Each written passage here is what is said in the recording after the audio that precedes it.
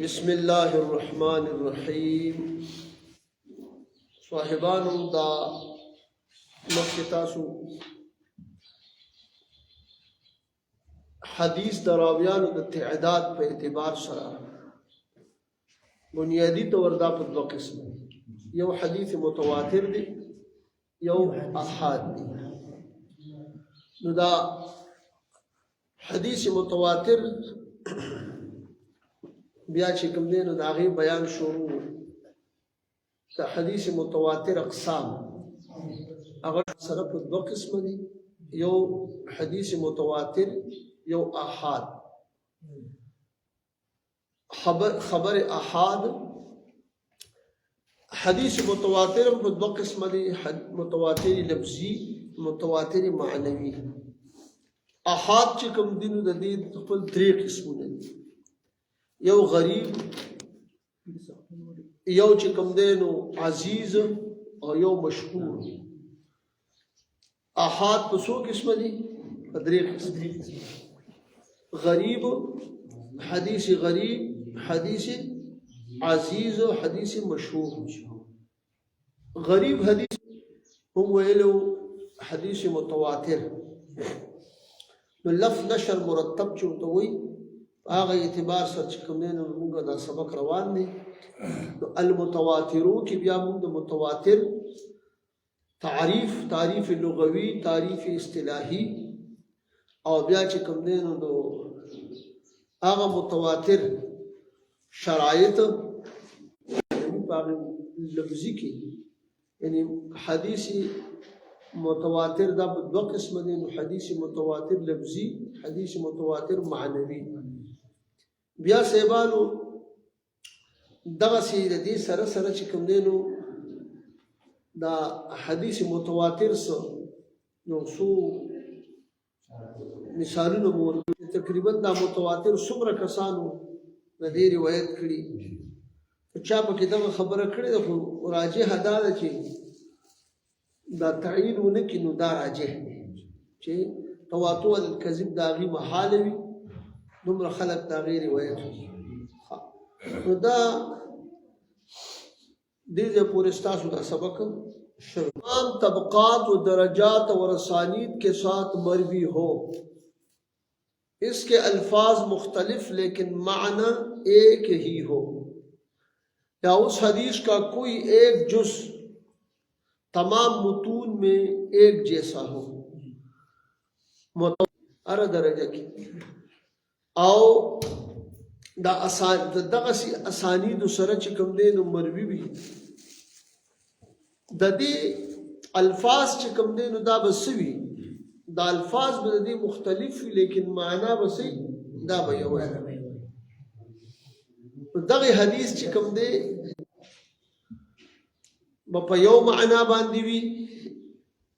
یا دغه حدیث چې کوم دی په دې کې به یو جزء په دغه تمام متونو کې به یو شان وي. لکه څومره راویانو نه دا مروي وي، خو یو جز به پکې یا به پکې یو جز داسې چې هغه ټول یو شان وي. باندې د دعا سره د رسول الله علیه السلام په سلو طرقو باندې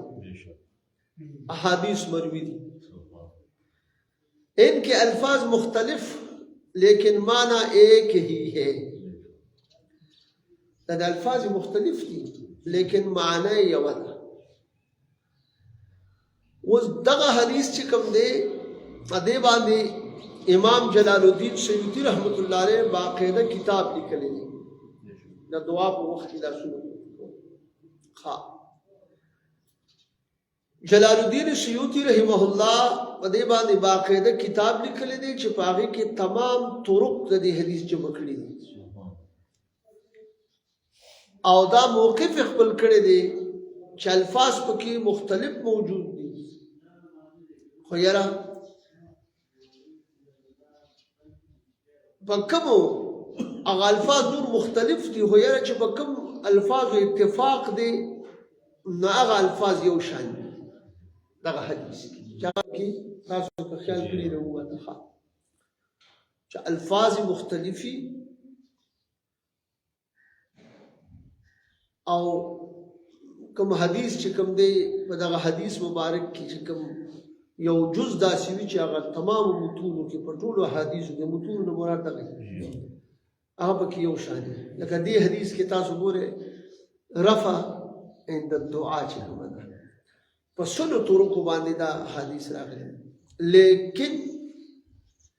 اوس په دغه ترتیب سره دغه یو جز چې دی نو دا پکې په ټولو کې یو شان دی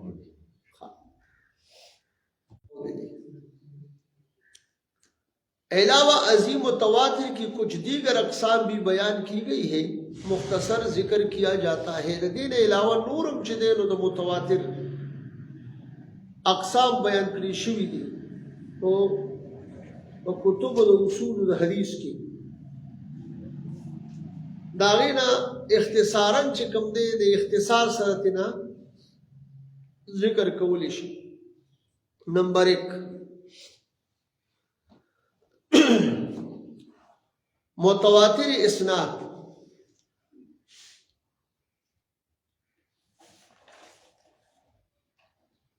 نمبر 2 متواتر عہدی و طبقاتی نمبر 3 متواتر عملی متواتر اسنادی دویم چې کوم دی نو متواتر عہدی و طبقاتی او نمبر 3 متواتر عملی بزرگانو متواتر اسناد وہ یہ ہے یعنی وہ ہے مطلب دار متواتر اسناد وہ ہے یعنی وہ حدیث ہے جس کے روات کی ہر طبقہ میں اتنی کثیر تعداد رہی ہو کہ ان کا جھوٹ پر جمع ہونا ناممکن سمجھا جاتا رہا ہو یعنی متواتر اسناد هغه حدیث دی چې دا غي راویان د هغه په هر طبقه کې دومره ډیر چې کوم دین پاتې شوی دي چې دا غي په دروغ باندې جمع کېدل څه شي ناممکن ګڼل شي جس طرح کہ رسول اللہ صلی اللہ علیہ وسلم نے فرمایا من کذب علی متعمدا فلیتبوأ مقعده من النار دا حدیث مبارک دا اس متواتر دی متواتر اسنادی چولتا او بل حدیث انا خاتم النبیین بدی کی یعنی زدہ تمام انبیاء کرامو کہ آخرنی نبی من انا خاتم النبیین لا نبی بعدی دا حدیث مبارک چدے دا لنبنی حدیث مبارک چدے من کذب علی متعمدا دا امام بخاری رحمت اللہ علیہ ذکر کرے دی پر صحیح بخاری کی حدیث نمبر 1291 میں دی تاسو گورے دی دا معلومی چې امام بخاری رحمت الله علیه د احادیث متواتره ذکر کړي اوس دلته کې خدا مسله رااله چې دومره راویانو د دې روایت کړي په هر زمانه کې په هر طبقه کې د دې هر طبقه نه مراد دا دی لکه مثال په تور باندې دو یو کمراوی چې کم راویان چې روایت کوي نو دا یو طبقه ده بیا دې پسې چې بل نور کم راویان روایت کوي دا دویمه طبقه شو داسې پسې ځپم نو په هره طبقه کې چې دی نو دومره راویانې پاتې شوي وي چې د هغې په دروغ باندې په دروغو جمع کېدل دا ناممکنه ګڼلی شي لکه رسول الله صلی الله علیه وسلم من کذب علی متعمدا فلیتبوأ مقعده من النار چا چې ما باندې دروغ وتړل دروغ وي دې ځان لا په جهنم کې زید الناس چې کوم دی جوړ کی دې خبره پوه شو دې لفظي معنی او انا خاتم النبیین دا حدیث مبارک چې دی چې په ټول انبیاء کرامو کې د ټول انبیاء کرامو نه زه اخیرنی دا حدیث مبارک چې دی سنن ابي داود ذکر کړی دی او د دې حدیث نمبر چې دی نو 4252 دی. اوس د ختم نبوت حدیث دا خبره یاد سره، د ختم نبوت حدیث چې دی نو دا متواتر اسنادي دی. په هره طبقه کې دومره هغه خلک پاتې شوي دي چې هغې تواتر الکذب څه ده، نو د ختم نبوت نه انکار څه دی، دا وروستو د دې په حکم کې به تاسو ته راشي، دا کفر دی. ځکه دې ده چې کوم دی دا خو علمي یقیني او قطعي نه ثابتېږي. بل ان هذا القرآن انزل على 7 احرف، دا قرآن کریم چې دی دا نازل کړی شوی دی په 7 حروف سره، یعنی په 7 قرائات. همدغسې کوي چې دا قرآن عظیم الشان نازل کړی شوی دی على 7 احرف، په 7 څه باندې، په 7 قرائاتو باندې. پوه شوې؟ چې بیل بیل مخارج د هغې دپاره دي، بیل بیل چې کوم دی لغت دی مثالا، او په بیل بیل قرت سره، لکه کله کله والضحا وایي والضحی والضحی، مختلف د هغې. بل حدیث مبارک دا راځي چې ان النبي صلی الله علیه وسلم مسح علی الخفین، ان النبي صلی الله علیه وسلم مسح علی الخفین، دا صحیح مسلم ذکر کړی دی 247 نمبر حدیث. دا نمبر 2 چې کوم دی یعنی دا یو معنی داسې وکړي چې بېشک رسول الله صلی الله علیه وسلم مبارک چې دی نبی کریم صلی الله علیه وسلم مسح کړی. دا دلته بعضې حدیثو کې جوربین راغلی دي، نو ځینې ظاهر بین خلکو اهل ظواهرو د هغې نه هم دا جرابې اخېستي دا مونږ چې کوم کوو، نو په هغې کې تاسو به یاد ساتئ. بیا فقهاو چې کوم دی او محدثینو په هغې کې دا دغه کړی دی چې دا موضوع به داسې وي، یو به دا سخینین وي، یو به مجلدین وي، او بل چې کوم دی ملصقین به وي. مجلدین به وي، سخینین به وي، او بل دا ملصقین به وي. اوس که دا څیزونه پکې نه وو، ملصقین نو بیا هم چې دی نو مسح پې نه کېږي. نو په جرابه کې چې کوم دی نو ملصقین به وي، نو په جرابه کې خو دا څلور خبرې غټې غټې خو دې کې دغه دي. اوس دا ولې، اوس که مثال په طور باندې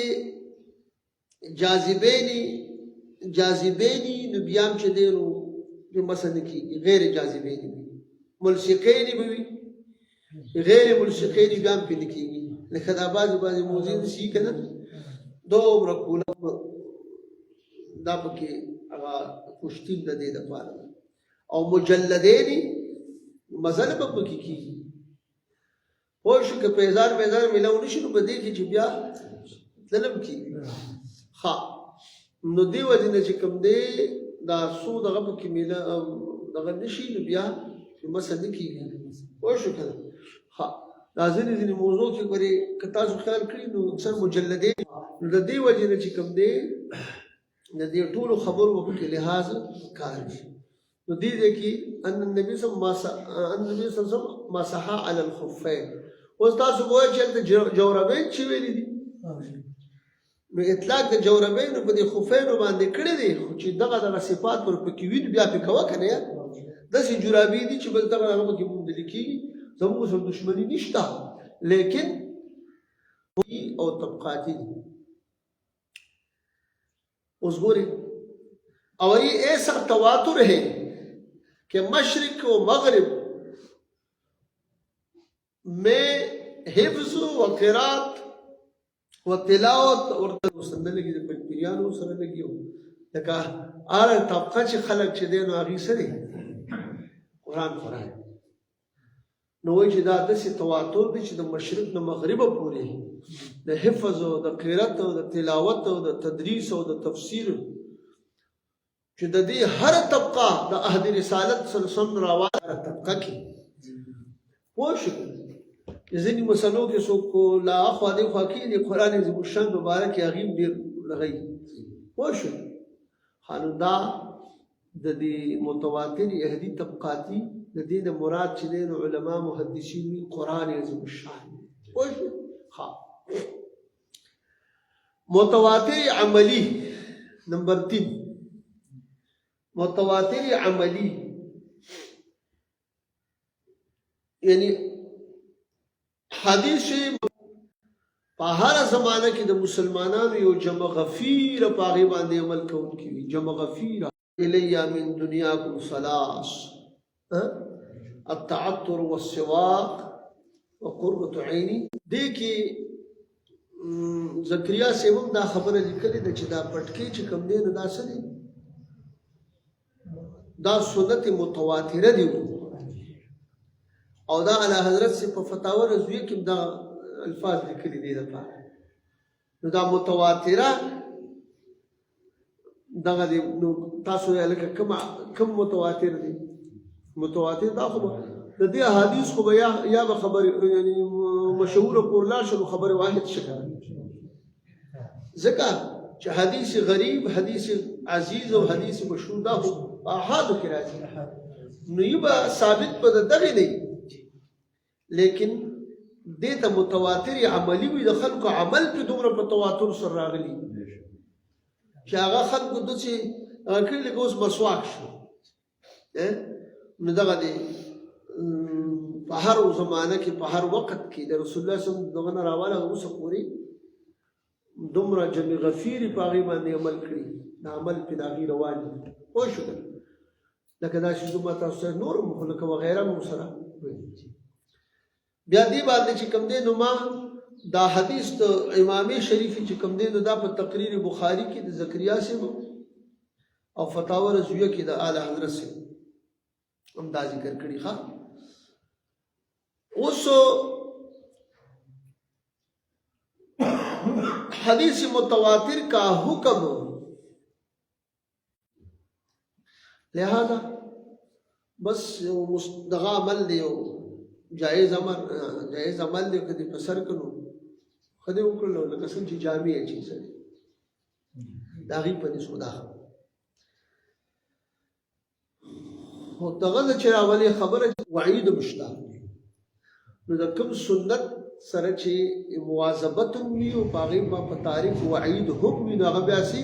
ایت بیا واجب وي بیا سي واجب دي نو موږ وایو چې دې ته واجب ویل شي ځکه چې دسي الفاظ شته هم علیکم بالعمائم دسي الفاظ دا وعید راغلي اوس دې کې الګ دا چې کوم دی نو مثلا لباس کې داخل دی نو موږ وایو دا لباس کې داخل دی نو سپین پټ کې بهتره دی او چې عبادت دی نو بیا راشي دې ته اوسو وكميس باندې ما واظب عليه النبي عليه السلام مع تركه مرة او مرتين شامشګری پکړي هو چې تر پیره دوی پریخي اذان له مواظبت او د واجب تعریف چې کړي دي چې مواظبت پکړي او شین رنگ بهتر شین رنگ تور رنگ داسې نسواری رنگ ټول رنگونه شته پوه شو به دې خبره بیا د پټکی ته دغه چې کوم د مقدار نو کم 33 غز حضور صلی الله علیه وسلم مبارک چې وکړه داسې چې تا هغه کو د بار له وفدونو وغیرہ یا به داسې مخو باندې نو بیا پټکی چې کوم دی نو لوی پټکی به تړه دې خبره پوه شو اوس دې زمانہ کې خیال بلکې د یو سنت او یا یو مستحب سپکاوي وشنو په دې سړي کافي ګورې یو شی نه منل ځان له خبره یو شی یو سړی وایي نه منم دا شی نو که فرض نو سړی به څه کېږي کافر کېږي که واجب و ګناهګار شو او که سنت و نو انکار یې وکړو نو څه شی شو ملامته شو ملامتیا وي دې خبره تاسو پوه شو د دې وجې نه چې د آیات ساتي کوم علماء کرامو صاحبانو چې ځان ته اسانه کړی ده چې بھائی بس مړه سفرز نه دی الکه مونږ وایو مونږ وایو چې دا فرض نه دی او صاحبه دا چې احادیث پکې راغلي دي تر دې پورې پکې راغلي چې کار داسې شي چې مستحب هم نه مثال په تور نه مني بل فرض عادت مني نو په دې کمیس او په خموس کې کنه نو خیر دې د امام دا حال بده دې مقتدین قوي وي دغه دا تقوا دا سره متقی دا او په سبا متقی کیږي ځا ها بهر حال نو مونږ وایو چې بیا ورته دا داسې ډېر په دغه سره درخواست ته دا کوو چې یاره خیر دی تاسو که مثال په طور باندې بایدیوې په سر نه کړ خو سپکو ته مو چامن نہ صدقنا ہاں اس کے متواتر ثابت ہو جانے کے بعد ان طرق کے راویوں پر بحث کی ضرورت نہیں رہے گی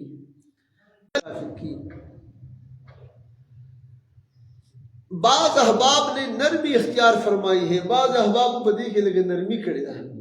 چیرا یعنی بدی کافر کے دو بدی مسئلہ ہی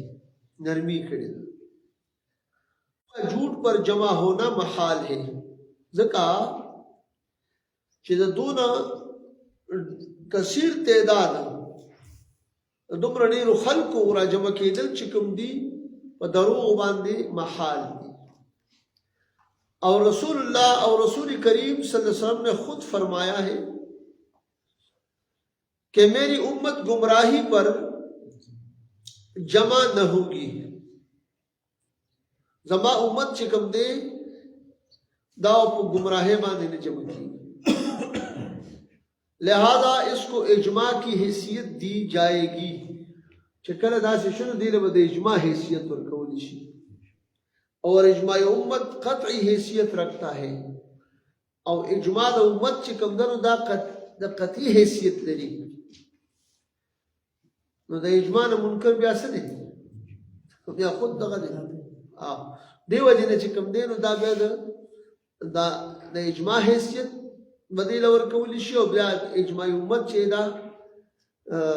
قطعی حیثیت رکھتا ہے قطعیت حیثیت لری دا خبر چکم دینو دا مسئلہ دا ذکر کردی دو حدیث متواتر بان چکم بعضی کتابون لکلی شوی دی دا حقی ذکر دا خچون کی دا تخصص فی الحدیث تقا دی کنا نو پدی کی ارلیو دا خبان دی کہ بحث پکار ارلیو طرف کور کول پکار حدیث متواتر پر اظہار یا اظہار متناصرہ فبارد ددسگی فی الاخبار المتواترہ اخبار متواترہ دا کتاب قطف الاظہار اختصار للاظہار المتناصرہ جلال الدین سیوطی رحمت اللہ علیہ بیا پدے دا اظہار متناصرہ چکم دے دی باندې بیا دغه کړی دی د دې اختصار دې مختصر کړی دی دغه کتاب دام د جلال الدین سیوطی رحمت الله علیه العالی المتناصرہ من فی الحدیث المتواترہ لعالی متناصرہ فی الحدیث المتواترہ دا ابن طولون دا غوٹے کنا دا خوری وری غوٹے فی احادیث المتواترہ فی الاحادیث المتواترہ دا لمحمد مرتضی الزبیدی دا لکلے دا حدیثی متواترہ چکم دینو بیان تاسو دا وای المشہور اس پا احادو کی شروع اکلا المشہور یعنی الحدیث المشہور خواہ مشہور دا شہرت نہ دی دا شہرت نہ دا اسم مفعول سے غدا چمانے دادا یعنی معروف چیز چونکہ اس کی سند کے ہر طبقہ میں ایک جماعت روایت کرتی ہے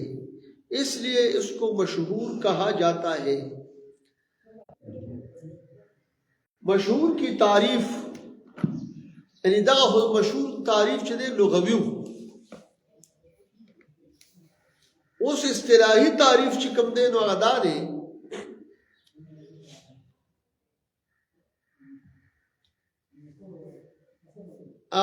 چې بزرګه ما رواه باکثر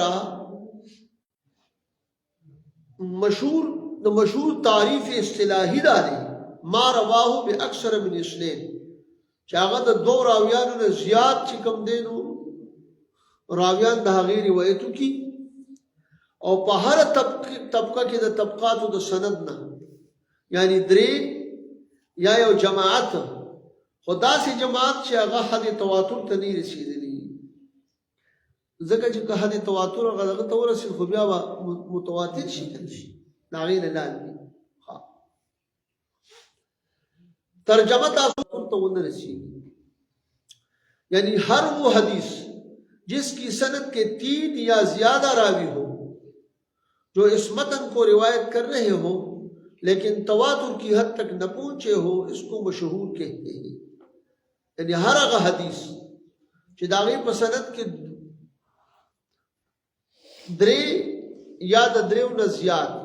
راویان او دغه متن د حدیث چې دی دا صحیح اور دوسری مشهور غیر اصطلاحی یو مشهور اصطلاحی دی یو مشهور غیر اصطلاحی دی. بزرگان مشهور اصطلاحی تعریف چې کوم دی دغه مخکې چې ونو دا تیر شي لکه تاسو ته ما وویل چې مشهور کی تعریف اصطلاحی یې دغه مخکې نو دې دی کې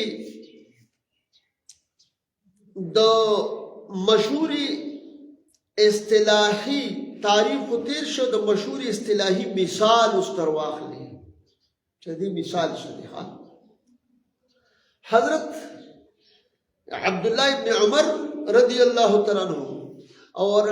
حضرت عمر بن خطاب رضی اللہ عنہ دین مروی دے کہ ان رسول اللہ صلی اللہ علیہ وسلم قال اذا جاء احدكم الجمعة فليغتسل. دا حدیث مبارک کہ رسول اللہ علیہ السلام فرمایلی دی روایت کړي بیا په هر طبقه کې د دې راویان درې پاتې شي یا د دریو نه زیات چې بشک رسول الله صلی الله علیه وسلم فرمایلی دي کله چې یو د تاسو د جمعې مبارکه مانځه ته راځي اذا جاء احدكم خو به هر حال هغه وخت کې مشقت ډیرو دوبو شاټېږو خلکو به ونیمون ته کې کپړې چولې وي هغې به چې کوم دی بیا به خلک را جمع شو نو د هغې خولو وغیره د وجې نه حضور صلی الله علیه وسلم پرې زور ورکړي پوه شو. او عام مسئلہ دا چې جمعې پر ورځ غسل شوی سنت دی. ترجمہ صدا رسول اللہ صلی اللہ علیہ وسلم نے فرمایا جب تم میں سے کوئی جمعہ کے لیے آئے تو غسل کرے. اس دا حدیث مبارک چې کوم دی یہ حدیث دا مثال کیږي دا تعریف مثال کیږي نو مثال شکل وضاحت د ممثل په مثال کیږي مثال دا دا حدیث مبارک چې دی الکه ذکر کړی چا دی نو صحیح بخاری خپل صحیح بخاری کی امام بخاری رحمۃ اللہ علیہ په صحیح بخاری کې ذکر کړی دی حدیث نمبر 877 دی. ها سو 877 دا چې دی دغه مشهور اصطلاحی داغي مثال. اوس مشهور غیر اصطلاحی کوم یو دغه دی وهو متن يكون معروفا عند الطبقات المختلفة پنځه طبقات مختلفه باندې دا غمت چې معروف وي په طبقات مختلفه باندې نو دا مشهور غیر اصطلاحی. مشهور غیر اصطلاحی سے مراد حدیث کا وہ متن جو مختلف طبقات کے ہاں معروف ہو چکا ہو. چاغت یو اصطلاحی دی چې هغه کې محدثین ورته مشهور وي.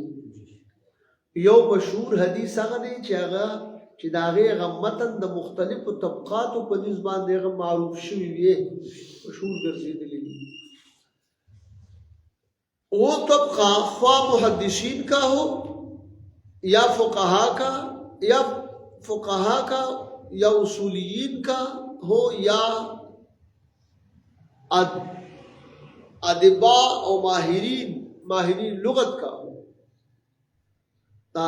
ادیبان چې کوم دي د دې په نسبت دي یا د ماهرینو د لغت په نسبت دي نو دا د دوی په نسبت دي چې کوم حدیث متن چې کوم دي د مختلفو طبقاتو په نسبت دا معروف شوی نو دغه ته مشهور وي خو غیر اصطلاحي تاسو ته په دې اندازه ولګي ښه محدثین اور علماء کے ہاں المسلم اخو المسلم گدا حدیث چې کوم دی المسلم اخو المسلم اوس دا اصطلاحي نه دی چې د دې په هر وخت کې چې دی نو دریو یا دریو نه زیاتو روایت کړي خدا د علماء محدثین او د علماء په نسبت دا معروف معنی دا مشهور دی فقہا کے نزدیک لا ضرر ولا ضرار فی الاسلام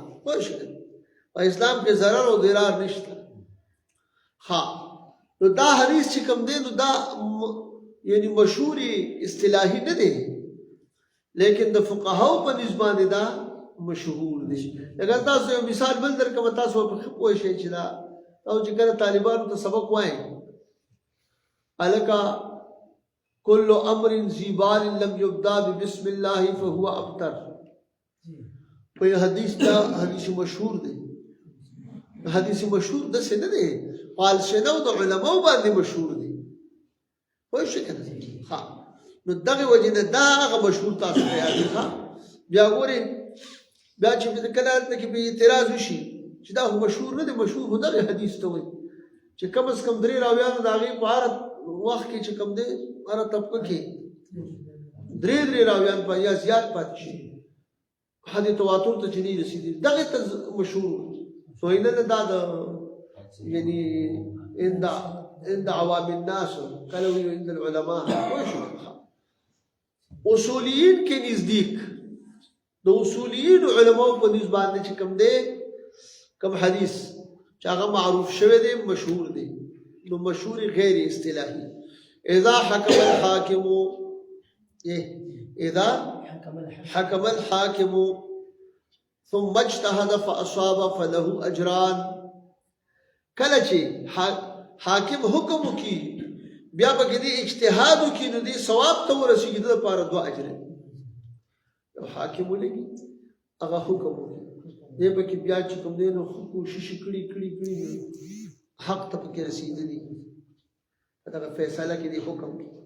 د لپاره دوه اجر دا معروف دی دا حدیث د اصولین په نسبت غیر اصطلاحي اور ادبا کې نزدیک د ادیبانو په نسبت چې کوم دی دا حدیث دا سلورم شخص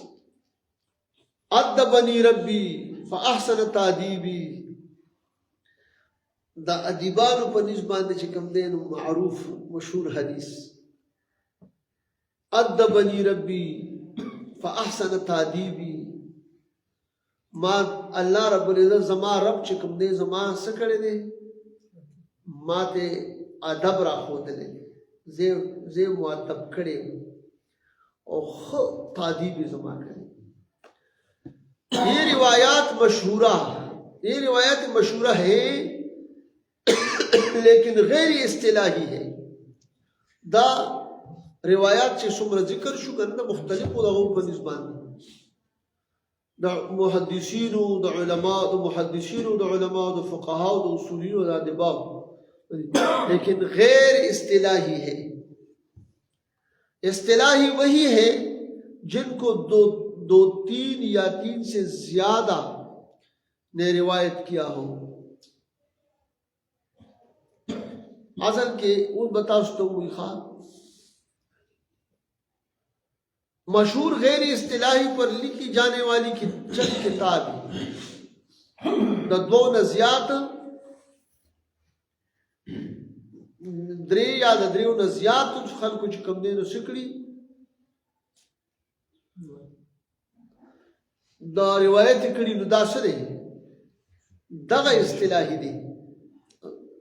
اوس په دې غیر اصطلاحي باندې چې کوم کتابونه لیکل شوي دي بعضې نو هغې تذکره هم تاسو ته کوي نمبر 1 کشف الخفاء ومزيل الالباس اما اشتهر من الاحاديث على ألسنة الناس دا علامہ عجلونی دا کتاب لیکن کشف الخفاء ومزيل الالباس اما اشتهر من الاحاديث على ألسنة الناس زمون بابا جی رحمت الله علیه چې کله نوم کېښود دې مدرسې ته دا ډېر اوږد نوم و هغه بیا به د علما وي یو هغه کتاب دی چې کوم نوم ایښی دی اوږد نوم دی کېښود د علماو بیا دا مشهوره کړې وي بابا جي په دې کتابونو کې ګرځي نو نوم راوباسي اوږد نوم کېږي نو دې کتاب له سم اوږد نوم ایښی ها دې صاحب هم چې دی علامه عجلونی رحمت الله علیه عجلونی دا به له اوږد نوم ایښی دی ها پوره چې دی نو په یو کرښه کې نه راځي الدرر المنتصرة في الأحاديث المشتهرة على الألسنة للسيوطي الدرر المنتصرة في الأحاديث المشتهرة درر منتصرة أي ملغلري خوري وري ملغلري خا أحاديث مشتهرة چکم مشهور حدیث فعلى الألسنة على الألسنة وسرويل هذه وقت كم ندلتم فجبو باندې مشهور دا په هغه غیر اصطلاحي هغه یادې ښه دا د امام جلال الدین سیوطي رحمت الله علیه دا جلال الدین سیوطي رحمت الله علیه ډېر لوی سړی خو چې کتاب یې نه پاره یو فن کې لیکل کړي الله شاه خبر ډېر لوی سړی دی ایر هغه پښتانه خو متل کې وي څخه چې ګروپونه وي نو د سروي کنه دا خبره مشهوره ده تاسو خیال نو ګورئ دته چې الله کوم دغه ور کړی و هغه ډېر لوی دا په دغه باندې الله پاک دا فضل چې یو کتاب یې کتو او دا کتاب چې دی نو تاسو فیض الباری شرح د بخاری هغه کې دا خبره ذکر کړې ده د شاندور شاه کشمیری سے کوم لیکلي هغه کې دا لیکلي دی وای دی جلال الدین سیوطي رحمت الله علیه له یو سړی راغی یاغه ته وی چې ته ما سره لاړ شه او د بادشاہ ته چې صدغه سکار مې چې هغه راځي کی شفاعت کی هغه ته چې ما مو بوزه ستا کار خو بو شو ډېر خلکو کار خراب شي ټکی ته ګوري هغه ته چې څنګه وېزه چې کله کتاب لیکم حدیث لیکم نو ماته چې پکې غراشي نو زه ډایرکټ رسول الله علیه السلام ته تاسو کوم یعنی الله پاک او تخکاره کوي دا چې په دې باندې په الحاوی الفتاوا کې اوسه په دې باندې دا څومره زور کړی دی واقعات ذکر کړی رسول الله علیه السلام لیدل نو داسې نه دي په خپل باندې او نو د شکار کړی چې بیا برانه او دا کمال چې مال الله راکړي دا ذکر راکړي چې د بادشاهانو د دې خلکو دربارونو ته ځي ورته د دین دا راکړي ها نو وای چې دغه صاحب لیکلی دي وای چې تقریبا 33 پیری دا غلګه مرد دغه د غوري ها غلګ چې کوم د غیره نقل کړی دي باز ډیرم لیکلی 33 پیری د حضور سم په یې خلیدل ها او امام بخاری چې وو دا خو دغه دا یو سر کړی نو دا جلال الدین سیوطي رحمت الله علیه اصلا دونه هغه نه کړی ډېر لوی شان الله ورکړي په دې خبره پوه شو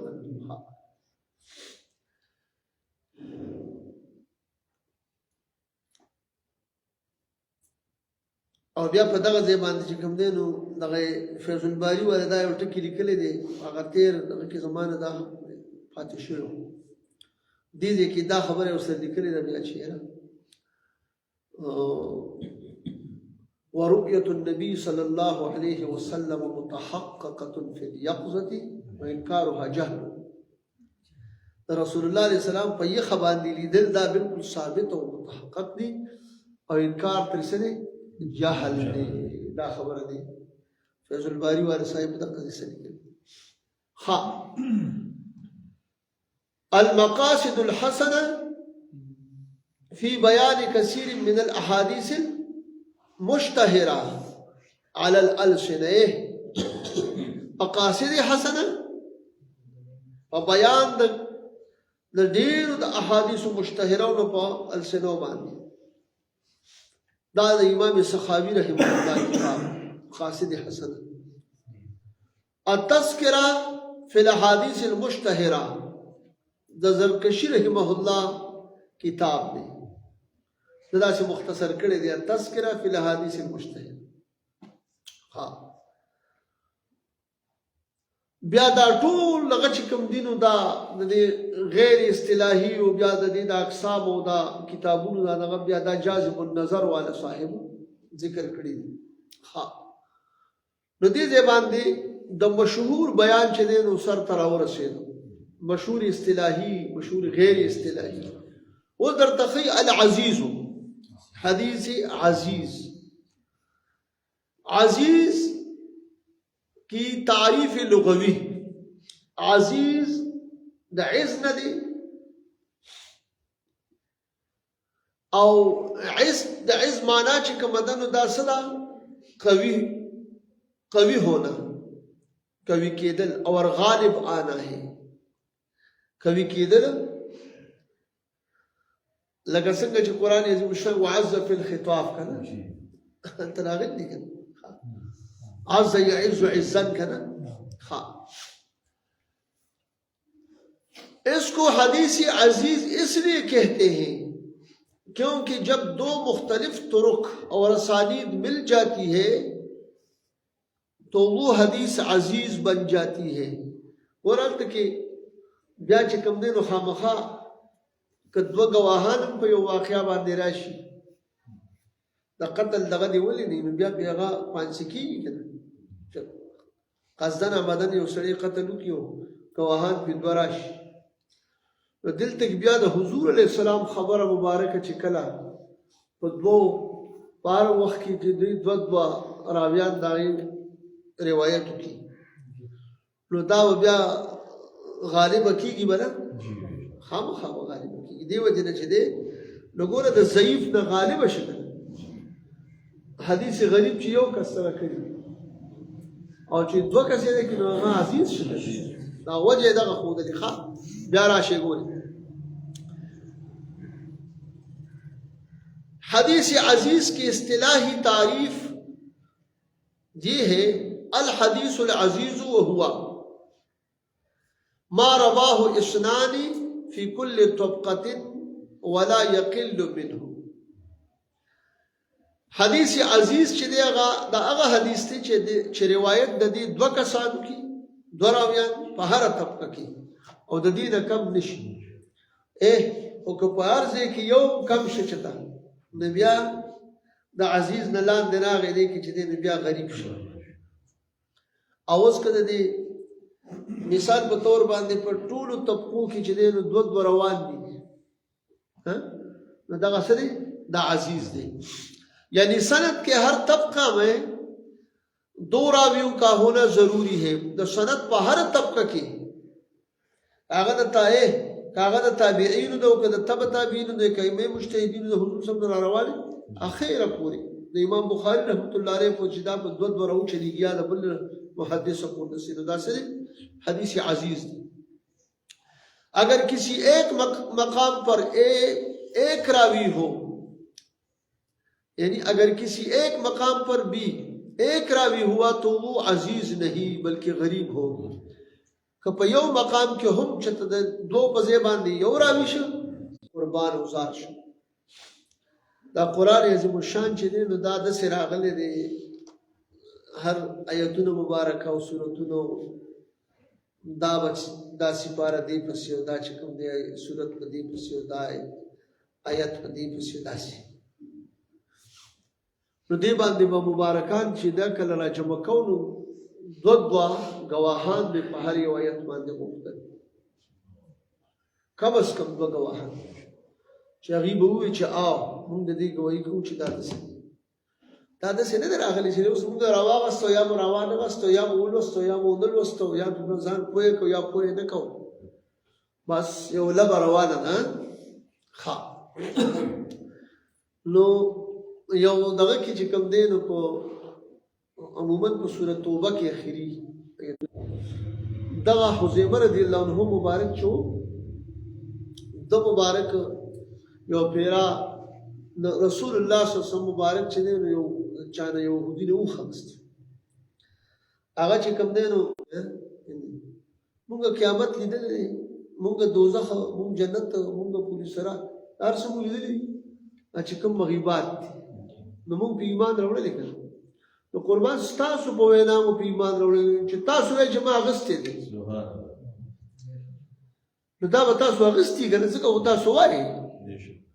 د حضرت حذیفه رضی الله عنه مبارک د یو کس گواہی د دوه برابر کړی دی ویل کا پیغمبر علیه السلام برابر کړی دی موږ یې سم نشو کولای بس هغه پاغه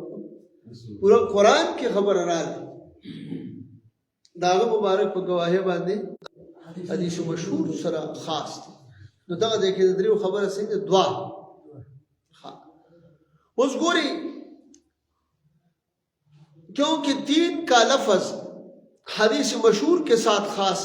किया गया है چې دغه د دریو د مشهور سره خاص دي حدیث عزیز کی مثال اوس د حدیث عزیز مثال مغم چې دینو علماء چې دې ناشنا خلق دي کنه دلته کې یو حدیث مبارک راوړل مثال د عزیز د حدیث عزیز دا چې قال النبي صلی الله علیه وسلم لا يؤمن احدكم قالو کې جدا کوم حدیث ته حدیث عزیز لا يؤمن احدكم حتى اكون احب اليه من والده وولده والناس اجمعين کې ټول لاله والد او ولد دې له څوک بار کې دي سره وی چې ماته د حضور اسلام نه دی راته خوب دی حضور سم دنه خوب انس بن مالک سے مدا حدیث روایت دی حضور اسلام نے دو مبارکان ورا کړي راځي چې بیا بار وخت کې ان دونوں شخصیات کے بعد بھی ہر طبقہ میں دو راوی ہے ہر طبقہ کی بھی دو راویان مشہور عزیز حدیث کا حکم دا عزیز حدیث حکم سدے لکا کہ دا دو کسان روایت حدیث عزیز کا کوئی علیحدہ حکم نہیں ہے دا حدیث عزیز زان سبیل حکم نہیں ہے ہاں اگر اسانید صحیح ہے اور وہ دو ہے تو حدیث عزیز ہوگی صحیح حدیث ہو عزیز بوی اور درجہ صحت پر فائز ہوگی اور عزیز کا درجہ غریب سے زیادہ ہے دا عزیز حدیث درجہ زیادہ دا غریب حدیث جس طرح مشہور کا عزیز سے اور متواتر کا مشہور سے زیادہ ہے سنگچی حدیث غریب الغریب حدیث غریب کی تعریف لغوی وہ شکل غریب غرابت سے ہے غریب دسل علی دا غرابت میں چگوری دا سند پا ہر یو طبقہ کی راوی یوازی پاتی شي نو دیتا چکم دینا بیاسوئی دیتا غریب ہوئی اس لیے اس کو غریب کہتے ہیں حالانکہ دا پا یو طبقہ کی چیدین یوازی پاتی شوی او فی ای طبقة من طبقات السند الحدیث الغریب وهو من فرد به راو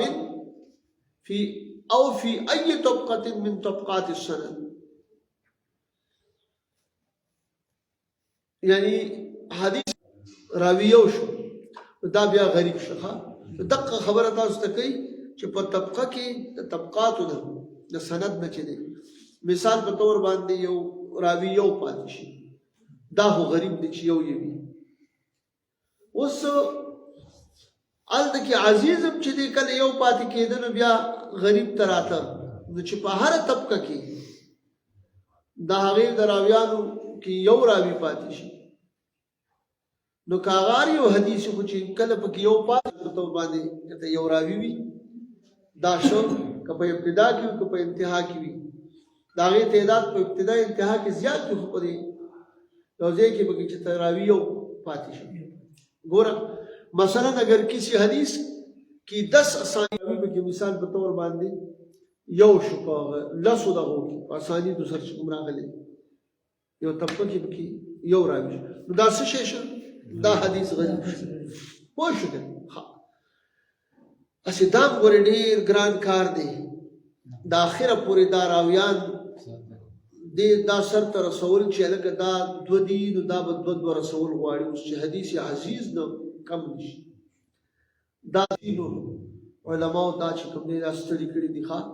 داسې په اسانه باندې دین راغلی دی نن څه کوي الله ته وګوره هلکه د حدیث غریب مثال او داسې مشهور مثال یې درکړی دی امام بخاری رحمة الله علیه حدثني أحمد بن إشكاب حدثنا محمد بن فضيل عن عمارة بن القعقاع عن أبي زرعة عن أبي هريرة رضي الله عنه قال قال النبي صلى الله عليه وسلم كلمتان خبيبتان إلى الرحمن خفيفتان على اللسان ثقيلتان في الميزان دے احمد بن اشکاب دے وہی چې دے ما ته حدیث بیان کړی دی امام بخاری سے وہی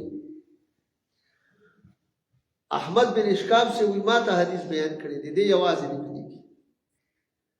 مونږ ته حدیث محمد بن فضیل بیان کړی دی احمد بن اشکاب سے د روایت د عمارہ بن قعقاع الله وبحمده سبحان الله العظیم تقدیخا اس روایت میں حضرت ابو ہریرہ رضی اللہ عنہ متفرد ہیں ابو ہریرہ رضی اللہ عنہ کی آواز نے آغا دی حضور صلی اللہ علیہ وسلم مبارک نے آواز نے بیان ان سے ابو زرعہ رضی اللہ عنہ متفرد ہیں اور ان سے عمارہ متفرد ہیں رضی اللہ عنہ او د دین چې کوم دینو د چې کله دې دینم دغه دی یعنی متفرد دی دا کې دا بیا د دین احکام ورېستل چې هغه بیا ائمه اربعه دي لاول خو دغه خبره په ځای کول چې دا کوم حدیث دی اقسام د حدیث کې کوم یو دی بیا دغه ثابت شي بیا د هغې نه پس چې کوم دی د هغې نه احکام ورېستل الله اکبر او بیا چې د دې هر څه نه پاک صاف دی نو بیا ورته ائمه ناست دي نو دې نو دا هغه راوځي دا څومره لوی ګران کار دی چې بیا د ائمو د اجتهاد ته بیا سړی حیران شي او دا خو داسې نه چې بس حدیث شریف یې ووایي او د بل داړه خبره ختمه شوه نه دا خو د سوچ رنګونه دا چې کوم دی نو وځي هغه پاکېږي نو بس اخر کې صفا سوتره چې دغه شي بیا هغه مبارکان چې دغه راوباسي اوس که په څوک اعتراض کوي چې دی کې د دې راوي نه دا راوي صحیح دی نو باندې جرح نه ده شوی پوه شئ د عادل دی دا دی نو دا څونه مشکل کار دی د علماو دا ګورې ها خیال مو دی د غریب حدیث حکم حدیث غریب پر حکم سند کے اعتبار سے ہوگا حدیث غریب باندې با نا حکم چې دا به د سند په اعتبار سره کیږي دا څه نه چې بس حدیث غریب دی نو دا ګینه ضعیف دی نه کبھی صحیح کبھی حسن اور کبھی ضعیف جیسی سند ویسا حکم ہوگا کہ مثال په تور باندې د صحیح شرایط پکې پورو نو ټیک کله حسن پکې او که مثال په تور باندې ضعیف پکې څه کړي په حافظه وغیرہ کې څه کمی کوته یو د کوم را بشي بیا بسې بیا ضعیف نو چې څنګه دغه وی سند وی ماغه شان به حکم دی جس طرح کہ امام ترمذی رحمہ اللہ نے حدیث حسن صحیح غریب کہا ہے کله کله په سم رپټ والی نشي امام ابو عیسی ترمذی رحمۃ اللہ سوئی الک حدیث حسن صحیح غریب حدیث حسن بیا چې کوم دی نو حسن لذاته مالته بیا صحیح ته ورسېدو بیا د صحیح چې کوم دی نو ته حکم به د صحیح ولګو نو بیا غریب دی نو غریب خو چې بس راوي یو دی دا اصطلاح ګوره د امام ابو عیسی ترمذی رحمۃ اللہ ځان له چې کوم اصطلاح دا ځان له ټول مسئلے تا طرح حل کی اللہ بعض احباب یہ سمجھتے ہیں کہ شاید جو حدیث غریب ہو وہ ضعیف ہوتی ہے بعض احباب وہی دا سوچ چہرے کہ بس حدیث کلا غریب شو دا ضعیف ہے دا خبر غلط ہے یہ درست نہیں ہے بلکہ یہ ایک اصطلاح ہے جس کا نام غریب ہے دا کوئی اصطلاح دا حدیث چاغی نم سنے غریب دے نو پدی وجہ باندې چې کوم دی دا اوس ګوري الحدیث الغریب اور غریب الحدیث میں فرق وشو یعنی الحدیث الغریب اور غریب الحدیث پدی کی فرق سدی یو الحدیث الغریب دی یو غریب الحدیث دی یہ دوانوں کی فرق غریب کی دو اقسام ہیں ایک سند میں غرابت یعنی کہیں پر راوی تنہا رہ جائے اس کو الحدیث الغریب کہتے ہیں حدیثان پوئے گی دا غریب دو قسم دی یو پسند کی غرابت تھی یعنی کلچ دا پراوی کلچ دے پکمزے کے راوی یوازی پاتش نو دی تبیا چې کوم دی په دې سند کې چې کله راوی یوازې پاتې شي په یو طبقه کې نو دی ته الحدیث الغریب وایي څه ته وایي الحدیث الغریب او بل چې کوم دی دویم قسم دغه تفصیل مخکې تاسو که خیالي تیر شو دویم چې کوم دی نو دا دی چې په متن کې غرابت په متن کې الله اکبر اس کو غریب الحدیث کہتے ہیں تاسو په اسانه باندې چې الګ په سند کې غرابت راغی نو دا غریب الحدیث دا الحدیث الغریب دی او چې په متن کې غرابت راغی نو دا غریب الحدیث دی بس اسانه وانت چې کوم دی نو دا په دې خبره پوه شئ یعنی پس په متن کې چې غرابت راشي نو دې ته بیا سوې غریب الحدیث او چې کله په سند کې الحدیث الغریب یو ځکه دا حدیث مخکې دی یو ځکه وروسته دی چې په سند کې غرابت راشي نو دلته کې دا حدیث په وړاندې دی الحدیث الغریب او چې کله په متن کې غرابت راغی نو بیا غریب الحدیث حالکہ د دې تفصیل استاد سره ګونټه کې ملاحظه کې اس کی تفصیل ملاحظہ فرمائیے غریب الحدیث اصل کې دا حدیث الغریب خطا سوې کړه غریب الحدیث غریب سے مراد اجنبی اور تنہا ہے دادات مراد نہیں جس طرح رسول اللہ صلی اللہ علیہ وسلم نے فرمایا بدا الاسلام غریبا وسيعود غریبا کما بدا غریبا فطوبى للغرباء دا حدیث مبارک صحیح مسلم ذکر کړی دی د دې حدیث مبارک دا چې کوم دی 145 نمبر حدیث دی په مسلم شریف بدا الاسلام غریبا وسيعود غریبا فطوبى للغرباء وسيعود دا دې کې لګ دې ټکو ته سوچ کې وسيعود کما بدا غریبا دا سی واپس چې د غرابت په حال کې ابتدا شوه دا سی واپس فطوبى للغرباء دې کې دا غریب ټکی راغی ترجمہ دا ہے کہ اسلام کی ابتدا اجنبیت میں ہوئی اور ان قریب اجنبی ہو جائے گا اجنبیوں کے لیے خوشخبری ہے دے معنی اسلام ابتدا پا اجنبیت کے شوی دا چھ بالکل چاپی جندنا دغا خبر دا ناشنا دغا تب واپس بشی بیا بس سوک پی جنینا غریب اجنبی ہوئی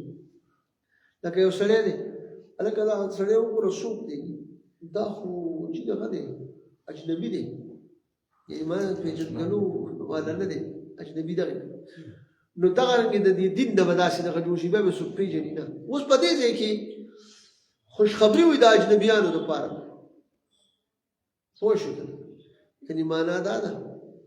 فطوبى للغرباء خو دې ځای کې دا غربا چې کوم دی نو بیا دا د مال نه داسې پاتې شوي که نه د دین نه داسې پاتې شو نو په دې پوه شو نو هغه ډېره خساره ده او چې د مال دولت نه داسې پاتې شو نو هغه بیا څه ده دوی دپاره توبه شته که نه هغه غربای پکې دغه ځای کې دغه کړی دی دا یو غربای پکې د دنیا غریب چې دی نو دغه کړی داخل کړی دی ځکه حدیث کې راغلی دی چې محبوب علیه السلام فرمایي چې زما د امت غربا به چې کوم دی نو دا به 500 کاله مخکې یعنې نیمه ورځ مخکې جنت ته داخلېږي مالدارانو هغه حدیث د جذب سره بیا امام غزالی سے مبارک ذکر کړی بہرحال اوس ګوري غریب الحدیث کی تعریف دا غریب الحدیث دی کې یاد ساته یو الحدیث الغریب دی هغه مخکې شوی غریب الحدیث کی تعریف دا تعریف چې کوم دی نو اصطلاحي دی ښه دا کوم حدیث دا غریب الحدیث وهو عبارة عما وقع في متون الأحاديث من الألفاظ ذي الغامضة البعيدة من الفهم أو لقلة استعمالها وهو عبارة عما وقع في متون الأحاديث من الألفاظ الغامضة البعيدة من الفهم أو لقلة استعمالها غریب الحدیث داسې متن داسې متونو ته حدیثو کې چې واقع شوي وي هغې ته وایي جس میں پوشیدہ و پیچیدگی جس میں پوشیدہ اور پیچیدہ الفاظ ہو چې په متونو د حدیثو کې داسې الفاظ واقع شوي وي چې هغه څه شي وي هغه پیچیده او پوشیده وي الغامضة البعيدة خامن الفهم چې پیچیده وي پوشیده او پیچیده د الفاظو نه وي چې هغه د سمج د هغې چې کوم دی نو د فهم نه هغه څه شي وي بالاتر وي معنه دا چې د هغې فهم مشکل وي د هغې سمج په هغې حاصلول مشکل وي یا ان کا استعمال کم ہوتا ہوئے چې د هغې استعمال کم راځي ښه دا دوه ټکي راځي یو دا چې پوشیدګي وي پکې بل استعمال یې کم راځي تاسو په دې ځان لږ پوهه کې اوسو یعنی متن میں ایسے الفاظ استعمال کیے گئے ہو جس کے اشارات و مفاہیم کو صاحبان لغت ہی سمجھ سکتے ہیں اور متن د حدیث کې داسې الفاظ چې کوم دی استعمال کړي شوي وي محبوب علیه السلام داسې الفاظ استعمال کړي وي چې د هغې په اشاراتو باندې او په مفاهیمو باندې صاحبان د لغت کوي صاحبان د څه کوي د لغت عام فهم نه ہو عام فهم نه وي هر څوک پرې نه پوهېږي اوس د دې وجه به څنګه دا به څنګه کېږي اس کی کئی وجوہات ہوتی ہے ډېر وجې وي د ډېرو وجو نه داسې کېږي چې داسې الفاظ راشي په متن د حدیث کې چې دا ولې راځي نو د هغې وجې تاسو ته یا تو وہ کسی علاقہ کو ملحوظ رکھ کر بولے جاتے ہیں د یو علاقې لحاظ کړي شوي وي هغه چې دی نو هغه الفاظ ویلي شوي وي یا د یو علاقې لحاظ وکړي شي او هغه الفاظ وویلي شي محبوب علیه السلام د یو علاقې لحاظ کړي هغه الفاظ مبارکې ویلي یو یا وہاں عبارت یعنی حسن عبارت مقصود ہوتا ہو داسې ناشنا الفاظ راوړي چې د هغې هلته کې د حسن عبارت چې کوم دی نو مقصود وي چې دا عبارت پې څه شی شي دا عبارت پې حسن شي ښه داسې ترتیب بله دا ښه یا اس کی اہمیت کے پیش نظر ایسے الفاظ لائے جاتے ہیں یا چې کوم دی نو د دې د اهمیت د لاندې دغه چې کوم دی نو د وړاندې وي د هغې هغه اهمیت نو داسې چې کوم دی نو څه الفاظ راوړي چې هغه عام فهم نه وي بہرحال الفاظ غریبہ بھی کلام کا حسن ہوتے ہیں بہرحال الفاظ غریبہ چې کوم دی نو دام د الله شوي یعنی دام د کلام چې کوم دی نو حسن وي لیکن ان کا حل صاحبان لغت کے پاس ہوتا ہے لیکن د دې دا حل چې دی دا د صاحبان لغت چې کوم دی نو د هغې سره وي حل د هغې سره صاحبان لغت سره تاسو ګورئ لکه د امام احمد بن حنبل رحمه الله معاملات چې کوم دی هغه دغه پکې ذکر کوي ایک روز امام احمد بن حنبل رحمه الله سے غریب الحدیث سے متعلق ایک حرف کے بارے میں پوچھا گیا دو امام احمد بن حنبل رحمه الله د چې کوم دی نو د غریب الحدیث متعلق د یو حرف مبارکي د مبارک نه تپوس وکړی شو نو د مبارک فرمایل صلو اصحاب الغریب فإني أكره أن أتكلم في قول رسول الله صلى الله عليه وسلم بالظن فسأخطي د اصحاب د غریب نه یعنی څوک چې په دغه الفاظ غریبو باندې علم لري د هغې نه تپوس وکړي زه دا خبره بده ګڼم چې زه خبرې وکړم په قول د رسول الله علیه السلام کې په خپل ژوند سره نو که خبرې مې پکې وکړې نو فسأخطي زه به خطا شم مالک رحمت الله علیه سره د دومره لوی جلالت علم سره دا خبره کوي دومره لوی جلالت علم سره دا خبره کوي چې زه به خبرې مې پکې وکړې خپل ژوند سره نو زه به خطا شم د دې وجې نه چې دی د دې نه معلومیږي نو ستاسو وې څوک د اصحابو د غریب نه کوم خلک چې په دې لغات غریبو باندې پوهېږي په حدیثو کې په هغې نه تپوس وکړي پوه شوې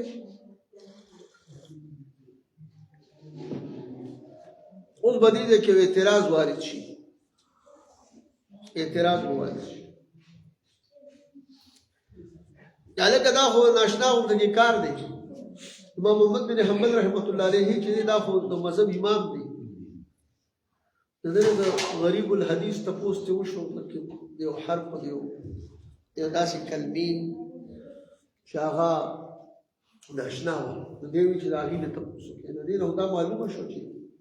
العیاذ بالله دی په حدیثو په لغاتو نه پوهېده حالانکې دا خو ځان له ډېر لوی شخصیت دی تاسو به جواب وکړئ چې دا دلته کې دا بل څوک چاته ښودله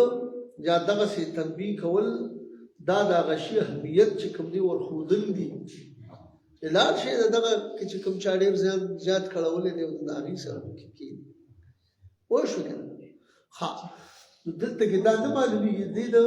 په دې دا دلالت په عدم علم باندې نه کوي د یو شي نه ورښودل او بیا په دې کې دا قرینه پرې راغله که د خپل ژوند نه یې درته ووایم نو بیا به خطا به شم د دې وجې تاسو لاړ شئ نو د دغې صاحبانو هغه دغې هم خلکو ته ورښودو هغه قدر او د دغې دا ځان له علم دی نو دی ورته هم ورښوده چې دغه علم به د چا سره لټوی دې خبره پوه شوې ها یا د دې بل جواب دا دی چې د خامخا سړی دغه کوي چې یاره بزرگ امام احمد بن حنبل رحمه الله په دغه وخت کې ورته د دغې حدیث متعلق غنو نو دا د دغه تقوا ده چې تاسو لاړ شئ صلو اصحاب الغریب دا په دې دلالت ها ترجمه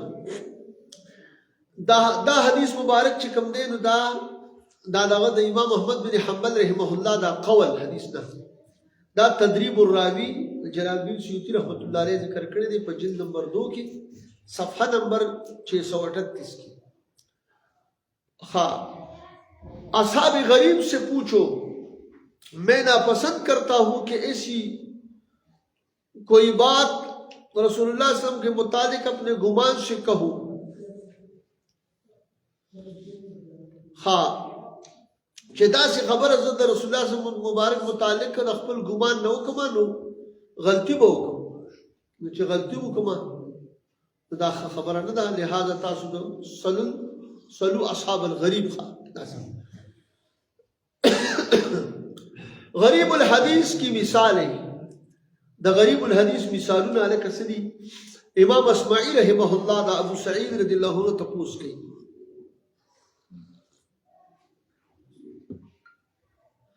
ما معنى قول رسول الله صلى الله عليه وسلم الجار احق بسقبه فقال انا لا افسر حديث رسول الله صلى الله عليه وسلم ولكن العرب تزعم ان السقب یا ان السقب اللزیق د امام اسماعی رحمه الله چې کوم دی د ابو سعید رحمه الله نه تاسو کو چې ما معنا قول رسول الله د رسول الله صلی الله علیه وسلم قول څه معنا هغه چې کوم دی دا قول چې الجار احق بسقبه د دې سقب د مراد څه شی دی چې دا گاونډي د سقب چې دی نو سره ډېر حقدار سقب فقال انا لا افسر حديث رسول الله صلی الله علیه وسلم زه د حضور صلی الله علیه وسلم د حدیث تفسیر نه کوم دیو ته فرمای زه د حضور صلی الله علیه وسلم د حدیث تفسیر نه کوم خو یو خبره ده لوی سړی خو وکړه ولكن العرب تزعم ان السقب اللزيق لیکن دا خبره ده چې عرب عرب چې کوم دی نو سقب څه ته وایي یعنی دا اللزیق ته وایي لزیق یعنی په معنا د قرابت سره قرابت نو دلته کې چې کوم دی دا لفظ د سقب راغلی دی نو دا غریب دی څه دی ناشنا دی نو دې دی کې دا گاونډي چې کوم دی نو ډېر زیات حقدار دی د څه شي بسقبه چې سقب په معنا د قرابت شو دا قرابت نه د قربت په معنا د قربت سره نو چې کله د قربت حقدار نو دی واغسته نو د دې چې کوم دی دا گاونډي ډېر زیات حقدار دی ځکه چې دا په دې نحوی په کتابونو کې کله کله وی چې دا لکه دا جر للجوار دی او علما چې کوم دي په دې خپل هغه کې دا شي چې جر للجوار دی جوار د وجه د سکی کړه دا جوار چې کوم دی دا جار دا گاونډي دا د دې گاوند د دې قربت په وجه باندې زیات حقدار دی ځکه خو دې تاسو خیال کړی نو دغه کړی دا من بات شبعان وجاره جائع ليس منا من بات شبعان وجاره جائع زمون د ما د تابعدارو نه دي د امت نه دي چې څوک په مړګېډه باندې شپه تېرې کړي او د گاونډي وږي ها ایک روایت میں جناب ورقہ بن نوفل نے رسول اللہ صلی اللہ علیہ وسلم کے بعثت سے متعلق کہا تھا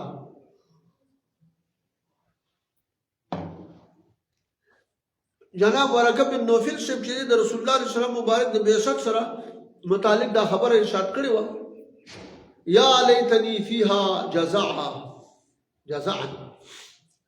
یا لیتنی فیها جزعا کله چوتا خدیجه رضی الله عنها مبارک را لګا او هغه تراغه او د چکم دینو زمبلونی دا او بل دا خوب لیدلو هغه چې د جواد هغه ورکا خوب تعبیر ولا ورکو چې زه په دغه وخت کې دې کله بعثت ته دوشي او زه جزاء وي اوس دا جزاء ټکی راغلي دی په دې ایک کاش میں اس وقت جزا ہوتا اور جزا یا جزا د دې نه مراد چې کوم دی نو ځواني ده د دې مراد څه دی ځواني هسته ځکه چې تاسو یې جزا چې کوم ده په دې مخانو کې جزاء یا جزاء هغه وخ چې د 15 کال وي یعنی بالکل ځوان نو دلته کې چې کوم دی نو دا لفظ جزاء استعمال کړی دی دا غریب دی په دې په دې قول کې نو په دې وجه باندې تاسو وګورئ چې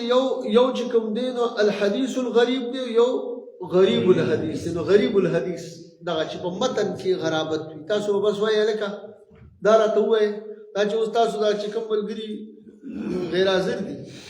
دا په دې شود بود نه دي چې یاره دا هم څه کار دی که نه نو دغه ته وایي ته لکه وایي ته دغه وکړه حدیث کې مثال غرابت شته دی خو په کوم لیول باندې په سند کې دی که په متن کې دا کم دغه دی حدیث دی دا حدیث غریب حدیث دی نو دا کم غریب دی الحدیث الغریب الفاکانی او فی غریب الحدیث دا غیر کلی دی دا یعنی غریب الحدیث دی امام ابو عبید قاسم بن سلام حدیث والاثر لامام ابن اسیر جزری علامہ جزری چوتم غریب الحدیث لامام ابن قتیبہ الدینوری غریب الحدیث لامام ابراہیم الحربی غریب الحدیث لامام درود پاک شریف سیدنا محمد مبارک صلی اللہ علیہ وسلم دا او دې پسې چې کوم دی نو الفرد دا فرد بیان به ان شاء الله راځي صلی الله علیه وسلم کریم آباد رضا شي دنیا آخر خسته کی تقصیرات معاف کیږي ایمان دې یو باندې وکړو ظالمانو لاسونه د ظلم نه خدای بند کړي اور رعایه خدای د ظلم ظالمانو نه بچ کړي آمین یا الله نور او تعالی اسلامي سوره چې دی پروردگار عالم هغه تاغي غیبی امداد دا خدای جل جلاله زړور کیږي چې موږ یې په حق ځکه موږ د سیو چت روان خدای ذلیل او رسول الله پاک جل جلاله زموږ د وطن د هر قسمه فتنو فسادونو محفوظ کړي او الله رب العزت دغه هندوستان ولا هندوان یا الله د بمبړان اسرائیل او خدای جل جلاله يهود نصارا ستحسته